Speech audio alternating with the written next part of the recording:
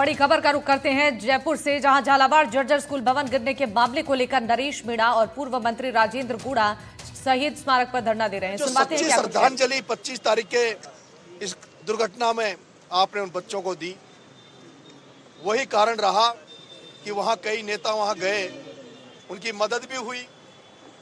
और आज भी मैं देख रहा हूं कि आज भी जिस तरह से मीडिया के साथी सुबह से यहाँ आए हुए हैं,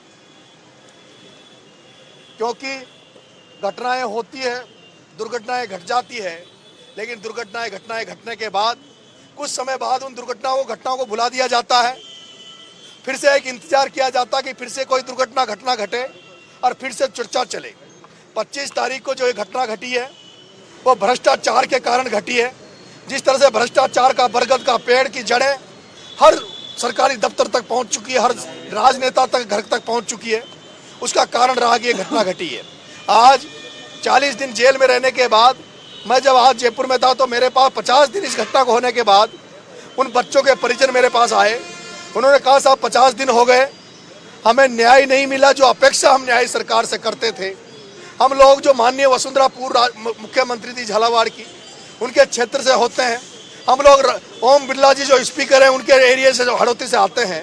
हम लोग शिक्षा मंत्री मदन दिलावर जी के क्षेत्र से आते हैं। हम लोग जो मुख्यमंत्री भजन लाल जी से अपेक्षा करते थे, जिस तरह से मुख्यमंत्री जी और सरकार है जिस तरह से एरोप्लेन में मरने वालों को 1 करोड़ रुपए देती है, हम लोग जिस तरह सांप्रदायिक दंगे में मरने वाले को उदयपुर में 50 लाख और सांप्रदायिक दंगे में मरने वाले रामगंज में 50 लाख दिए जाते हैं, तो ये हमारे जो 7 बच्चे मरे वो सरकारी सिस्टम और भ्रष्टाचार की भेंट चढ़ गए, भ्रष्टाचार की वजह से मर गए।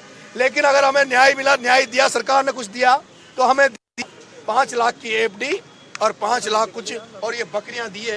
ये बकरियां मैं आपके सामने लाया हूँ, वहीं से लाया हूँ, उन्हीं गाँव से लाया हूँ। इनको कहा भाई आप बकरी लेके आओ। इन बकरियों को जो और ऐसी घटना हो जाती है वहाँ संविदा में नौकरियां दी जाती है, पैसा दिया जाता है, लेकिन ये माननीय वसुंधरा राजे जी पूर्व मुख्यमंत्री थी, 10 बार से सांसद है, उनके क्षेत्र में इतनी दुखद घटना हुई और वहाँ दिया गया रोजगार के नाम पर, उनको मजबूत करने के नाम पर, उन भील समाज के, दलित समाज के, लोधा समाज के बच्चों के नाम के उनके परिजनों को दिया गया 5 बकरियां और 1 बकरा दिया गया। 5 बकरियां 1 बकरा दिया, जिसमें से भी एक जने को तो 5 बकरियां दी, उसमें से दूसरे दिन 1 बकरी मर गई। मैंने आज पूछा बकरी का मामला कहाँ से उठा।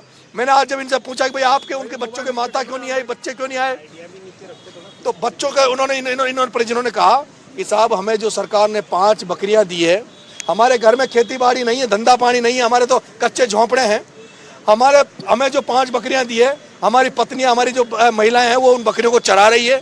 उनको डर है कहीं बकरी इधर आ जाते और उन बकरियों को कोई चुरा ले जाता।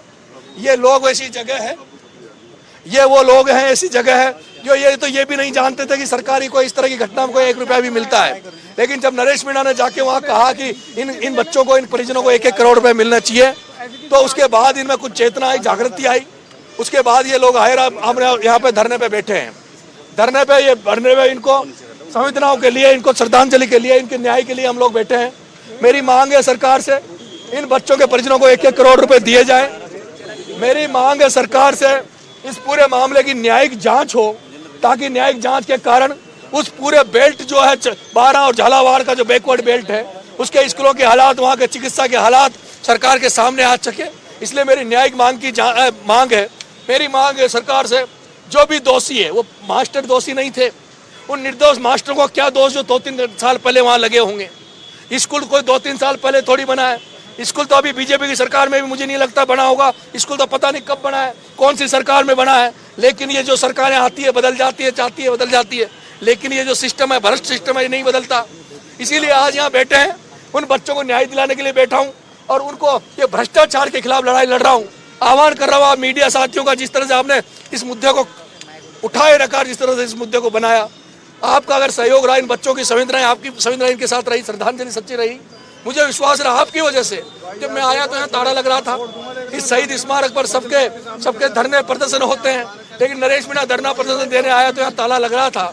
मैंने पूछा भाई ये ताला क्यों लग रहा है, किसी ने पूछा कि जैसे इनको पता लगा आप आ रहे हो ताला लगा दिया गया है। लेकिन मैं आप मीडिया साथियों का धन्यवाद दूंगा, जिस तरह से मीडिया साथियों ने उस ताले को, इस अत्याचारी सरकार को बताया।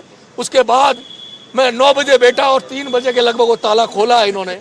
ये आप सब मीडिया साथियों की, ये जो युवा साथी बिना बुलाए आए हैं, मैं क्योंकि मुझे पता था अगर मैं मीडिया में लीक कर दूंगा या मैं प्रशासन को इस बात का पता लग जाएगा कि नरेश मीणा परिजनों को लेकर शहीद स्मारक पहुंच रहा है, तो मुझे विश्वास था, जैसे झालावाड़ में उठा के पटक दिया था, नरेश तुझे शहीद स्मारक तक नहीं जाने देगा प्रशासन, बीच में से उठा लेंगे, इन परिजनों को गायब कर देंगे। इसलिए मैं चुपके से अकेला यहाँ आया था, किसी को लेकर नहीं आया।